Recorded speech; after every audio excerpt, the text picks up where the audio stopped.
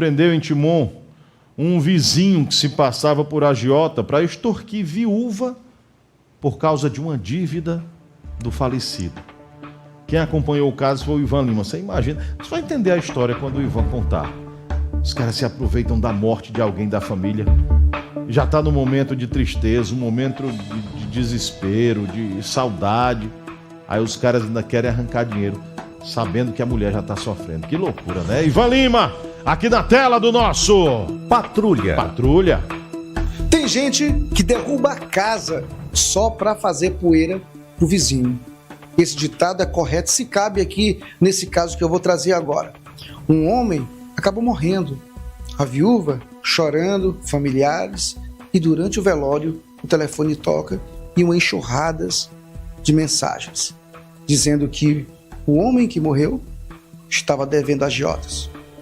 O caso chegou até aqui ao 2º Distrito Policial e o delegado Cláudio Mendes começou a investigar. E para surpresa, não somente dele, mas de todos os envolvidos, era que se menos esperava, o vizinho da viúva. É isso? É isso. Essa senhora chegou bastante desesperada aqui, chorando muito mesmo, dizendo que havia enterrado o marido, havia feito um velório na própria casa e que durante o velório ela recebeu uma mensagem de um indivíduo se dizendo agiota e que o marido, antes de falecer, havia adquirido uma dívida com ele de R$ 1.500 e que agora ela deveria pagar, já que ele havia falecido.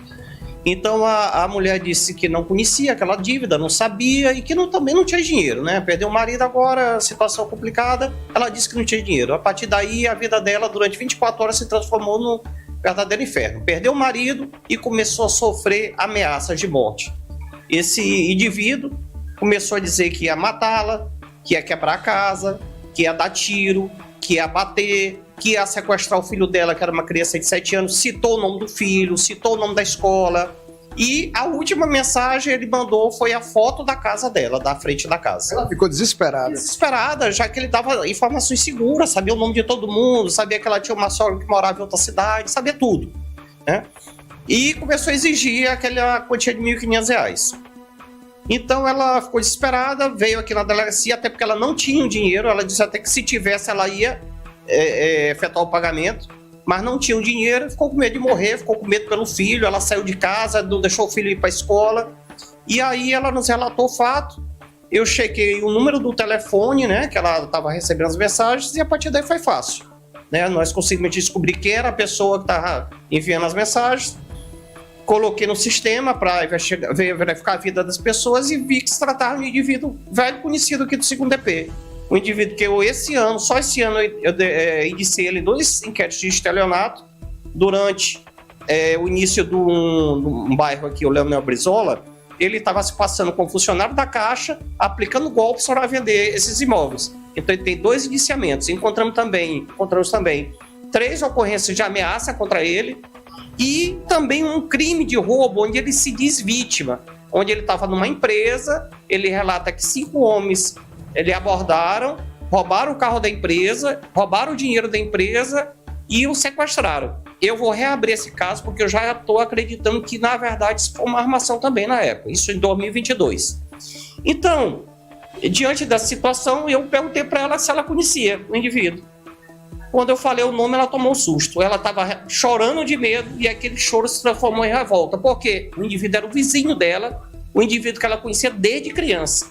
Ela relatou que era quase um irmão ali, desde criança, há anos conhecia, frequentava a casa dele.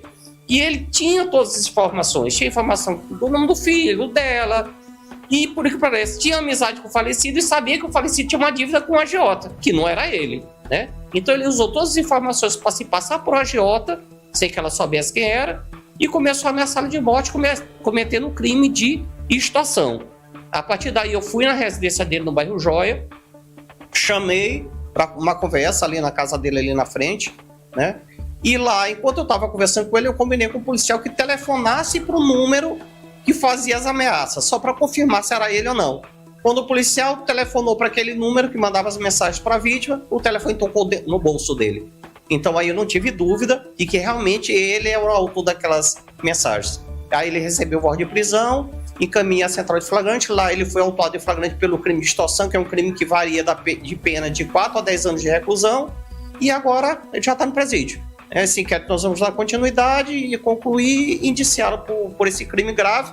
E, junto com essas outras condenações, eu acredito que talvez ele não saia na audiência em custódia, né? Porque ele já tem esses procedimentos. Mas aí é aguardar para ver. Tá certo, olha só.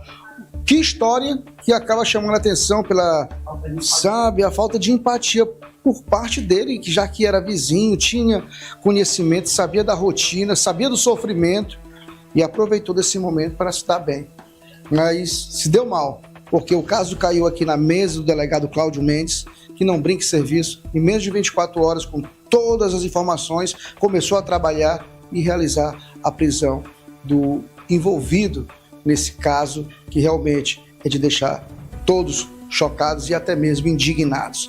Mas agora ele amarga dias atrás das grades, aguardando o Poder Judiciário dar continuidade a essa sequência, né, de processos em desfavor dele, e que ele passe muito tempo atrás das grades para repensar, se é que um dia ele vai repensar, porque é uma pessoa que não tem o mínimo de respeito pela dor de uma pessoa que ele conhece, imagine por quem ele não conhece.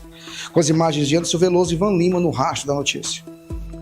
Você fazer isso com a vizinha, né? E a vizinha começou, viu o que o delegado disse aí? A vizinha disse que ia pagar. Começou a ficar com medo, ia pagar. Ele tirando foto na frente da casa dela, dizendo, sabia da localização, sabia da casa, sabia de detalhes, sabia de tudo. Que cara mais vagabundo, rapaz. Merece um São João de Rei primeiro, uma taca bem dada para poder aprender. Se não tiver uma taca, não aprende, não.